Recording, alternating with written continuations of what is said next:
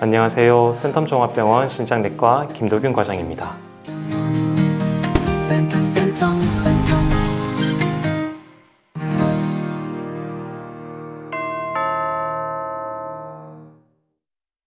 콩팥 기능을 잃게 되면서 여러 가지 증상이 발생하게 되면 투석 치료 및 신장 이식이라는 치료 방법을 고려합니다. 그 중에서 혈액투석은 쉽게 말하면 망가진 콩팥의 역할을 대신하여 피를 깨끗하게 걸러주는 치료라고 생각하시면 되겠습니다. 우리 몸에 있는 혈액을 팔에 만든 혈관 통로를 통해 몸 바깥으로 보내어 콩팥의 역할을 하는 투석기 필터를 통과시키게 됩니다. 그 안에서 요동 및 노폐물과 과다한 수분이 걸러지고 깨끗해진 혈액이 다시 몸으로 돌아가는 과정을 거치게 됩니다. 보통은 일주일에 3번, 한 번에 4시간 정도 병원에 와서 받게 됩니다. 먼저 혈액투석을 하기 위해서는 피를 몸 바깥으로 보내는 혈관 통로가 필요합니다. 응급으로 투석을 해야 할 상황이라면 심장으로 들어가는 큰 혈관에 임시적으로 도관을 삽입을 하고 투석을 진행하게 됩니다.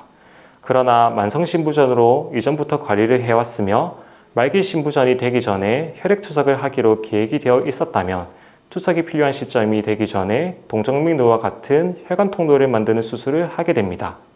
과다한 수분 축적, 요독 증상과 같이 투석이 필요한 시점에 도달하게 된다면 수술받은 혈관 통로를 통해 혈액투석을 시작하게 됩니다. 초반 한 달 정도는 적응하는 과정이고 시작 시점부터 과도하게 투석을 진행할 경우 여러 가지 부작용이 발생할 수 있습니다. 따라서 시작한 일주일은 첫 투석 때는 2시간부터 시작을 하고 차츰 시간을 늘려가게 됩니다. 이와 더불어 투석과 관련된 합병증 및 주의사항에 대한 교육 및 영양교육도 같이 시행을 해드립니다. 기본적인 혈액투석의 주기는 일주일에 3번, 매 투석 시 4시간 정도 병원에 와서 받게 됩니다. 여러 가지 연구 결과 위와 같은 빈도로 투석을 하였을 때 요독 증상 및 합병증 관리에 유리한 것으로 보고되었습니다. 그리고 혈액투석을 시작하는 환자분들이 많이 물어보시는 것 중 하나가 주 2회 투석을 하면 안 되냐고 물어보십니다. 혈액투석을 시작하는 시점에는 가지고 있는 콩팥 기능이 어느 정도 남아있어 요독을 걸러주는 역할도 하고 소변력도 확보되어 체중 조절이 잘 되게 됩니다. 그러나 콩팥 기능이 시간이 지남에 따라 지속적으로 감소하게 되며 이에 따라 투석 간 체중 증가, 요독 증상이 발생할 수 있습니다. 따라서 환자분 상황에 따라 투석 시간 및 빈도를 어느 정도 조절할 수는 있지만 원칙적으로는 주 3회 4시간 투석이 현재 표준입니다. 보통 신장이식 받기 전까지 거쳐가는 단계로 생각하시면 되겠습니다. 신장이식이란 생체신이식과 사체신이식이 있습니다. 생체신이식의 경우 살아있는 기증자로부터 이식받는 것을 말하며 일반적으로 가족 안에서 시행하는 경우가 많습니다. 사체신이식의 경우 뇌사공여자의 신장을 이식받는 경우를 말합니다. 투석 시작 시점부터 국립장기조직혈액관리원의 신장이식 대기자로 등록을 하게 되며 수개월에서 수년까지 대기기간이 달라지기도 합니다.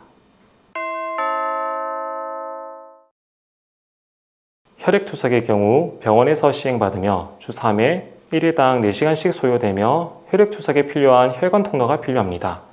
복막투석은 집, 직장, 학교 등 어디에서나 시행받을 수 있으며 본인이 매번 교환하는 손투석, 매일 밤 수면 중에 진행할 수 있는 기계투석이 있으며 복각 내에 투석액 투여 및 배액에 필요한 복막투석관이 필요합니다.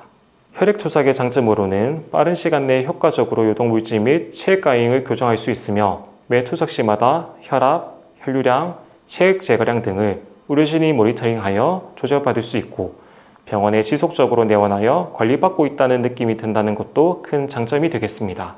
혈액투석의 단점으로는 체액과 요독, 전해질, 산염기의 교정 속도가 빠르게 진행되어 몸에 부담이 될 수 있다는 것입니다. 예를 들어 한 번에 제거해야 할 수분량이 과도하게 많다면 투석 중 저혈압 및 해당 증상이 발생하여 불편감을 느끼실 수 있습니다. 그리고 혈액관 통로가 필요하며 매 투석마다 반복적인 주사 바늘 찔림이 필요하고 체외순환로에서 혈액 응고를 막기 위해 항응고제가 필요합니다. 복막투석의 장점은 오랜 시간 동안 천천히 수분 및 요독물질들을 제거할 수 있어 시기가 혈액투석에 비해 자유로우며 혈압 변동도 덜하여 자녀신 기능 보존에도 유리합니다. 그리고 혈액투석에서 제거하기 힘든 큰 요독 물질 제거에 용이하여 요독증의 증상도 줄어들게 됩니다. 복막투석의 단점으로는 복막염의 위험도가 항상 있기 때문에 위생적으로 철저하게 관리해야 하는 번거로움이 있습니다. 그리고 투석액 자체가 포도당으로 구성되어 있기 때문에 혈당 및 고지혈증, 비만을 유발할 수 있으며 의료인과 접촉 감소로 고립감이 발생할 수 있습니다. 투석 치료는 요독증으로 인한 징후 및 증상이 있을 때, 내과적 치료에도 처절되지 않는 체액과다, 전해질 불균형, 삼년기 불균형 등이 있습니다. 첫 진단 시기부터 말기 신부전 및 위와 같은 투석 필요 사항이 있다면 혈액투석 도관 삽입 및 응급혈액투석을 진행하면서 투석 방법, 신장이식 등에 대해 논의하여 방향을 설정하게 되겠습니다.